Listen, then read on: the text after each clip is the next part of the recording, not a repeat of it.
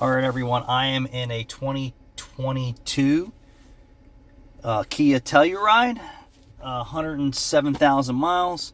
Smells like an ashtray. Definitely smells like an ashtray.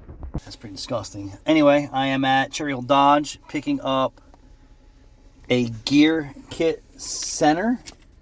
Yeah, so if you have a newer Jeep and your rear differential shot and your axles are shot, I'm just going to tell you what you can expect to pay just for some parts at the dealership. You ready for this?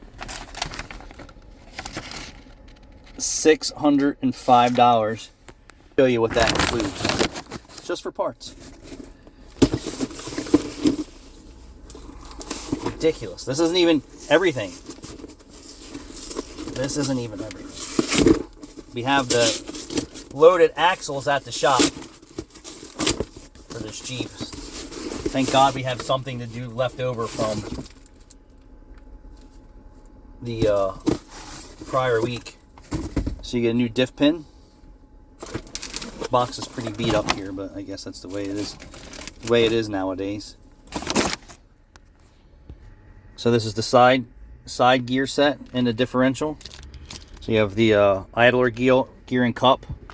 We have new bolts, and I'm not sure. Oh, this is the clutches and the clips. So what happened in this differential, these idler gears and the differential were hammered, and I don't know why.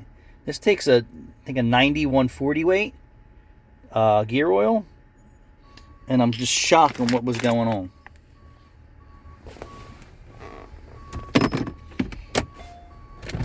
No! You said don't park on the sidewalk. The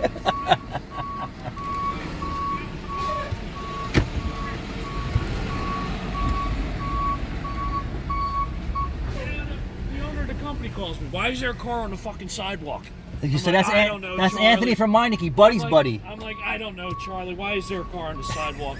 There's, the Subaru guys, their tractor trailers won't pull in their parking lot. So instead of pulling in front of theirs, Yeah. because he gets the phone call from the neighbor, he parks in front of mine. Yeah. So, Yeah. I'm in like your 30-second parking spot. He doesn't get a phone call. Yeah, I get it. The Subaru guy doesn't get a phone call because the tractor trailer parks in front of mine. I get it. I just don't want to fuck up your guys when they're trying to get in and out of the shop. Monday's the only day of the week I don't get deliveries. I'll see you. Yeah.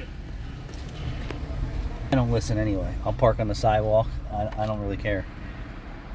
But today I didn't park on the sidewalk. I almost parked on the sidewalk. I was kind of parked on the sidewalk. I was parked right behind that Dodge. It was close. So yeah, this is what $620 worth of parts looks like for your rear differential. Now, that's not everything. That's not fluid. That's not gasket maker. That's not brake clean. That's not axles, axle seals, nothing. This customer, and they're a good customer for us, they have an aftermarket warranty. And we don't work we don't do work with some of these aftermarket warranty companies because their goal is to screw you over. And I won't be a part of that.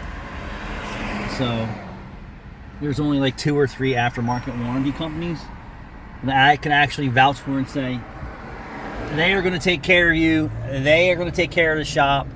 They're not going to ask the shop to work for free. They're not going to ask the shop, and they already know the game. They put so much into, just like anything else. It's not fake news that insurance companies deny claims. It's facts. I don't know how the salespeople get paid, but I'm sure they get paid on not writing a full claim. And then try and put it back on the customer, or I'll just tell you based on my experience, how a lot of declined claims, and I watch a lot of other shops with the same stuff, and they're to the point too. They won't deal with certain warranty companies because they're complete scum. So this warranty company actually is a good warranty company. They allow me to actually be profitable on the job. I hear this word from these warranty companies, well, we're a wholesale. No, you're not wholesale. And just because you're a warranty company doesn't entitle you to try and make me work for free and screw the customer over in the process. We'll not do that. We just had a similar situation come through our office in conversation with, there was a warranty for a transmission. The car went to the trans shop. The warranty company was obviously jerking off the transmission shop. Trans shop was like, yeah, I need $5,800 to R&R this trans, and then give you your 12 months, 12,000 mile warranty. And they're like, well, you can buy a transmission online for $2,400 or $2,600 with a 3-year warranty on it. He's like, I'm not buying a transmission online from some scab company that may or may not be in business in the next week or two to have me put it in and then have it fail as soon as I start it up and go and put it in gear, or shortly after. And then now I'm on the hook to deal with who's paying for fluid, who's paying for labor. Is this warranty company going to, is this transmission place going to help us out? So I understand where the transmission shop is coming from. Like, hey, I'm a trans shop. I'm in business to make money, not here for you to buffer your losses. And no, I don't want to use a transmission from some other scab rebuilder. I'm a transmission shop. I build transmissions. And if I can't build a trans or find a trans, I'm going to buy one from the dealership and put it in, reman or new. And I said to Rachel that it's better for us to buy from Ford, Dodge, GM, whoever, Kia, Hyundai, buy one of their units, put it in, and know that there is a solid chance that that is going to be a good product. And things happen in our business, and the more and more you watch this type of content, you will find that even guys who buy the same products over and over and over and over and over come across defects and problems. It's just the way that it is. But at least there's profit attached to us to deal and manage with that crap if there's a problem. And one, for the customer, if they have a problem, they're not stuck waiting on some online third-party seller of some crappy, cheapest transmission rebuilder that you could find because you're the skankiest warranty company in the world, that your customer is just going to be tortured, and so is the repair facility. So I said, yeah, for us, I said, if there's no profit attached to us doing the transmission job, we're out. Period. Not buying a transmission for your cost and then taking the liability on the 12 months, 12,000 miles. We're not doing it. Let alone from a non-reputable or local provider for a product. So, that's out the window. So I understand why the transmission shop was like, yeah, screw you, dude. Take this crap someplace else. And there's plenty of flea bag shops out there that'll take that no-profit job on the parts, get whatever scraps that the warranty company's willing to pay, whatever they could juice the customer for. And if there's a problem, they just turn their back and don't answer the phone. That's facts, people. Facts. So for us, we give the customer the right options. We do not even give them the option of buying some online garbage and go down that road for crap. I assure you the return rate is probably 9 out of 10. But yeah, how about that? You're at a trans shop, it's a trans warranty, but you want me to buy a transmission from some online vendor and put it in. Kiss my grits. We ain't doing it. So, yeah.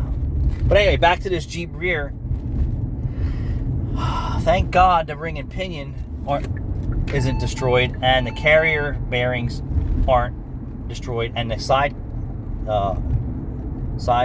carrier bearings and pinion and bearing, pinion inner and outer and carrier bearings are not a problem. We actually caught this just in time. Other than that, this thing needs a full rebuild or full replacement, and this job's not cheap. You're talking list price from the dealer is $900 for a handful of parts.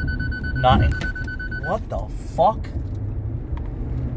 These lane departure and early collision warning systems are just so not good. This guy was 30 feet from me, and this Telluride was slamming on the brakes. That's why I said what I said. Crazy. But yeah, to the tune of, I think we're close to $2,000 just in parts, and that's not even a full rebuild on a 46,000 mile Jeep rear end. Non-abused customer, not lifted, not off-road, not nothing. OEM fluid still in there, which was actually pretty dark, and I'm shocked at the mileage that it was. So yeah, if you got a Jeep, it pays to open the differential cover 20 to 30,000 miles front and rear, and do an inspection and do your transfer case services. I'm just blown away at what we found in there. And it's definitely disgustingly slow in Cinnaminson for auto repair. And it went from busy to dead. Like, I don't usually have to worry about managing payroll and hours and sending someone home, you know, and I've been managing that more than ever in the last month. Just there's no traffic, no phone calls, no online appointments, and what customers who have showed up, who are new customers or new visits to the center, definitely are not serious about consuming auto repair. They are the diagnostic and out the door. Maybe they take it to the cheap guy, like that other customer who had the cheap guy do the starter. Yeah, I'll tell you what that gets you. Another tow truck ride to a good shop. So, yeah, we'll see how that goes. But anyway, yeah, that's crazy. We get back to the shop. We had an online appointment for an oil change. I'm super excited about that. 3 hours in the day, and your only lead was an online oil change appointment. And then the rest of your business is because of what you bring to the table, which is frustrating.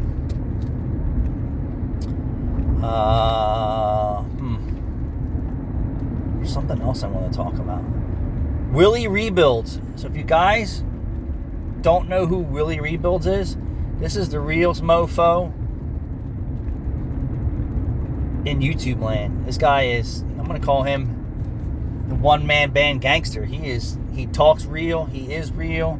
He's serious about what he does. And he kind of says the same thing that I say about customers and bullshit and nonsense. Like, don't call me asking for free information. Don't ask me to do shit that's fucked up. Willie Rebuilds. Check him out. And he does nice work. He does nice work. But the crap that he deals with is the same crap that I deal with in my center. Phone calls, the walk-in nonsense. And he doesn't want to deal with it either. Like, if you're serious, step up. If you're not serious, step off. Don't waste my time. My time is valuable. My information and my knowledge and what I do, is above the rest. And I feel that way. As I drive by the Knucklehead place, and they're busy. Knucklehead place.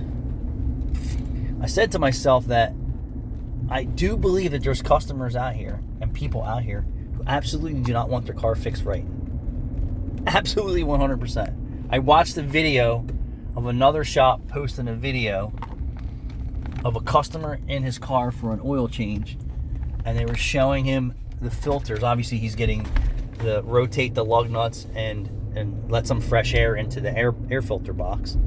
That the customer's sitting in his car and he's showing the air filter, and I don't believe that this was staged.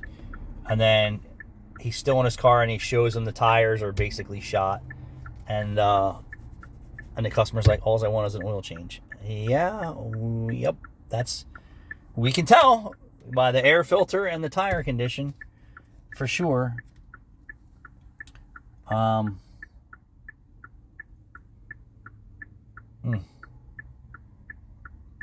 And nothing's changed at the shop but the hands on the clock. Frustrating. I actually talked to a friend of mine who has a pizza place in I think he said Runnymede. And he is a Italian guy. We've been friends for years. I don't live where I used to live, but when we were younger, there was only 2 pizza shops in our town. And they actually became the 3rd one as we became older. So when we were younger, there was 1, actually 2. It was Nick's and Perlamos, and then Milano's. At Milano's was the actually there was 3. Wow, I forgot about that one. The other one was on the Black Horse Pike, and supposedly there was a movie done there from The Godfather. I forget what it was, but that place is no longer there. So there was actually 2, 3, 4 when I was a young person. And then we were he reached out and he's doing his own marketing, trying to, I guess, evolve his pizza place. And it's not a restaurante. It's just a pizza place. And we were talking about marketing, people's behaviors, and things like that. So it's crazy how we're all searching. But what I said to him is that your competition, the days of you dropping a flyer or a direct mail piece and getting an instant response, those days are done. You have to do almost something for free. If not even free and barely have a result. So we had some advertising conversations on what he can do or what he can try to do to drum up some more business at his place. But he has the same challenges in his pizza place. You're not in a big city where the population demographics of people in home is dense, meaning he can look out his door and there's 6,000 cars parked in front of his shop at a light or in a very prominent shopping center, or there's lots of industrial or density of homes where you would have more of a revolving door and phone calls and things like that. But his struggles were the same as mine. It's like, all right, what can I do better? What am I doing wrong? And you question that because you're here, right?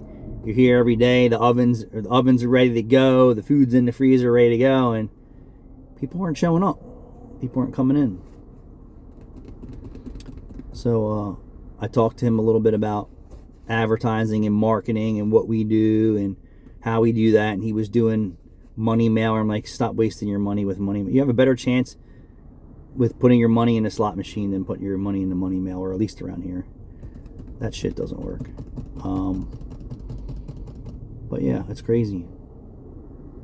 Yep. And I said, now you got all these other restaurants and phone apps and social media people chasing the same customers, and the pizza place really isn't like it was McDonald's, Burger King, and a pizza place in my town, a couple pizza places. Now there's all kinds of stuff like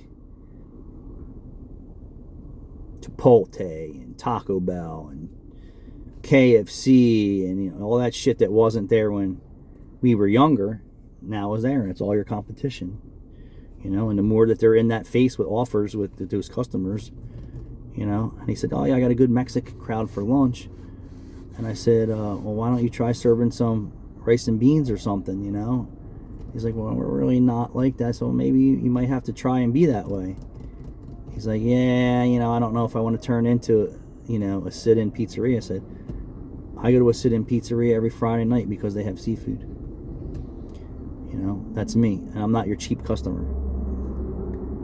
I said, you're talking $100, if not more, when I sit down with 2 or 3 people at a pizza place.